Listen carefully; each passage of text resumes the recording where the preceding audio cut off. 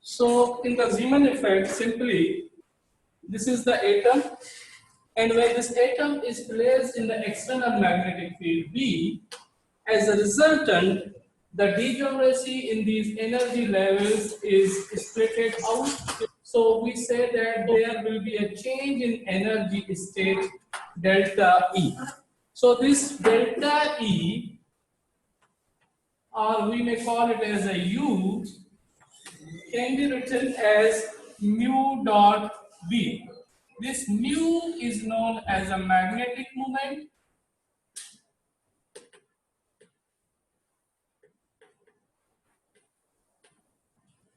and B is the magnetic field. So here in this mu, this delta E is the change in the energy state.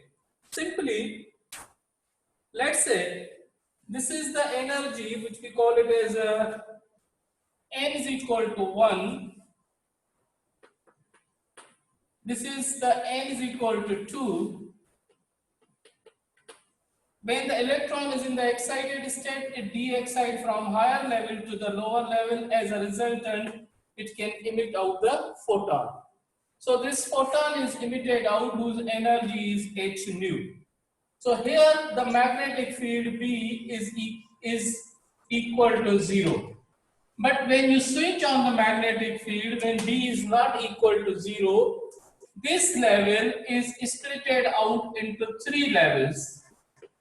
Because this is n is equal to 2, so L is equal to 1. So therefore this NL will be equal to -1, 0 and +1. So now the electron may be here, may be here, may be here. If the electron is here, it can de-excite from this level. If the electron is here, it can de-excite from this level. If the electron is here, it can de-excite from this level.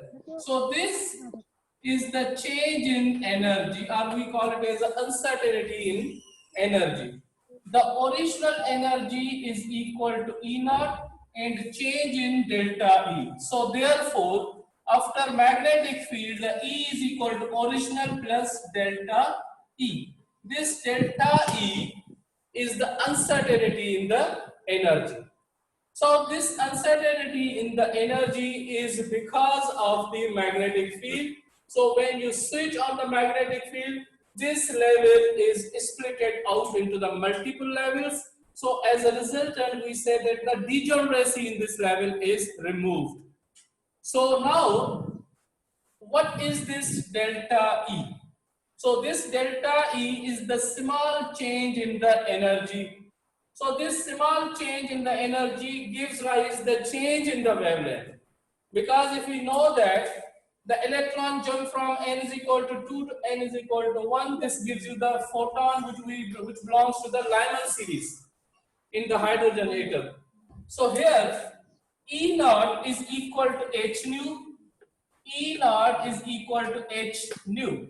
Nu is the frequency, or you may call it as a E is equal to nu is equal to C over lambda. So the E energy of the photon is associated with the wavelength through this relation.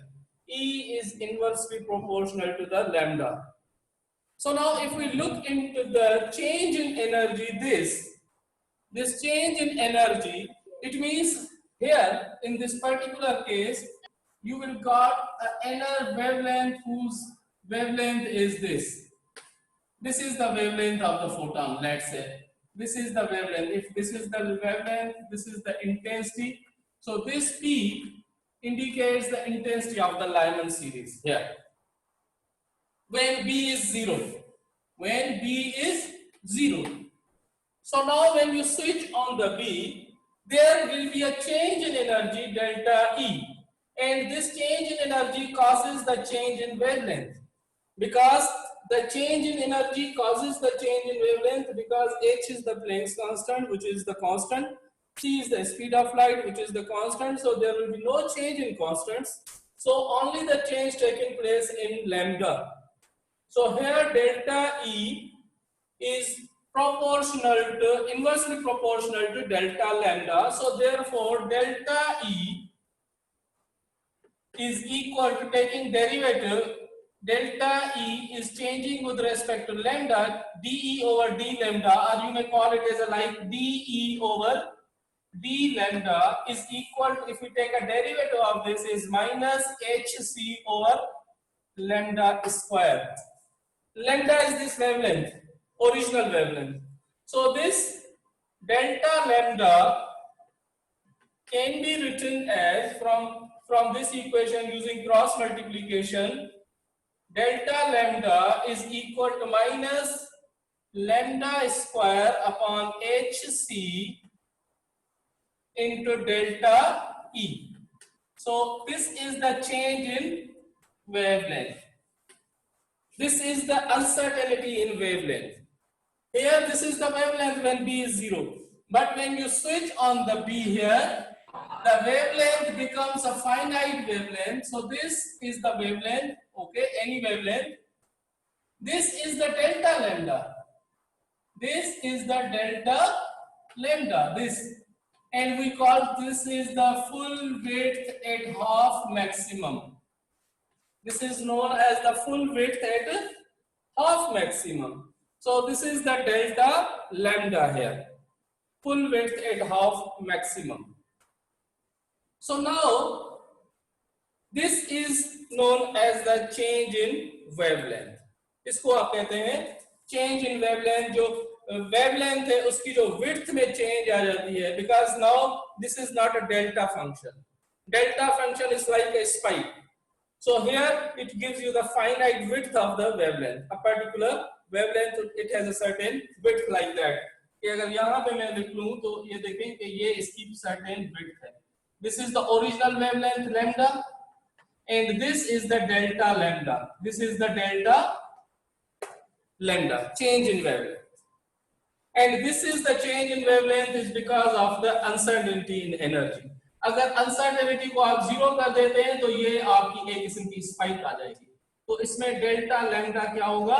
Zero, which is not possible physically. Experimentally भी possible नहीं है. And this violates the uncertainty principle. This violates the wave nature of the particle. So therefore, this is not possible. This is the actual picture. So the wavelength has a certain finite value. So this is what we have discussed somehow in some features in the last lecture of the Zeeman effect.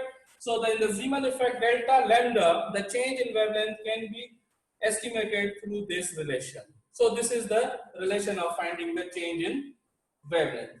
So now as a resultant, this mu, which is the mu b, can be rewritten as this delta E can be written as delta E is equal to, in the last lecture we call it as a mu b m L into b into g factor. This is the grand G factor. This is the ml. If we include the spin, this can be written as a mu b mj b into g. This mu b is known as a Bohr's magneton, which we have discussed. Mj is the magnetic quantum number, which is the magnetic quantum number of the total angular momentum. B is the applied magnetic field, and G is the grand factor. And this G is also the grand factor, which gives also the magnetic moment of the state.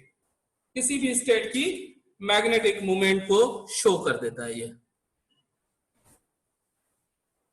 So this is what Zeeman effect. Now we have to look at what is the G factor. So we have to make calculation for the G factor here.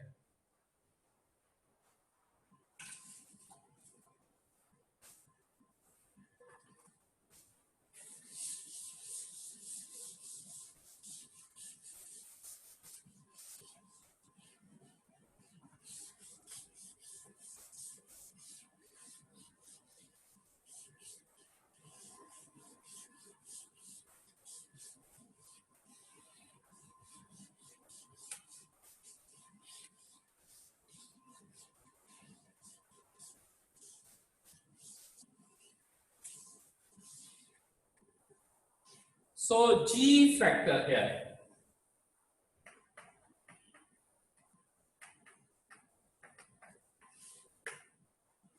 So G factor, it is the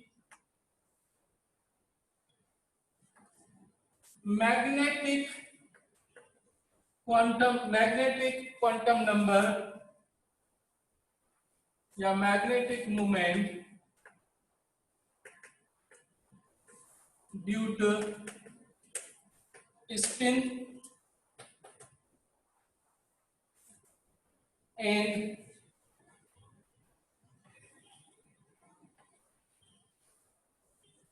angular momentum. So now if we look here, this is the nucleus. Electron is revolving around the nucleus. This is the rotation of the electron here. This we call it as a, let's say, the rotation of electron is here. If we take a rotation like, let's say, अगर इसको और में,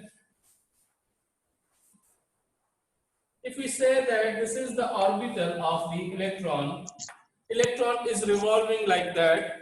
This hand, curved fingers indicates the direction of the rotation of the electron, and this thumb pointing the direction of the magnetic moment. So this magnetic moment is in this direction. We call it as a mu of L. This is the magnetic moment due to the orbital motion. Similarly, the electron itself is revolving in this direction. Simultaneously, it's precessing in its own axis. And we call this precessing is the spin motion. So this spin motion, if the precessing is counterclockwise, its spin is again in the upward direction. So as a resultant, the spin is this, let's say. We call it as a mu s. This is the magnetic moment due to the orbital motion. This is the magnetic moment due to the spin motion. So both combine together to give you the total magnetic moment. We say that the mu j is equal to mu L plus mu s. So these all are the vectors. So this mu j is the total magnetic moment, and this mu L is the magnetic moment due to the orbital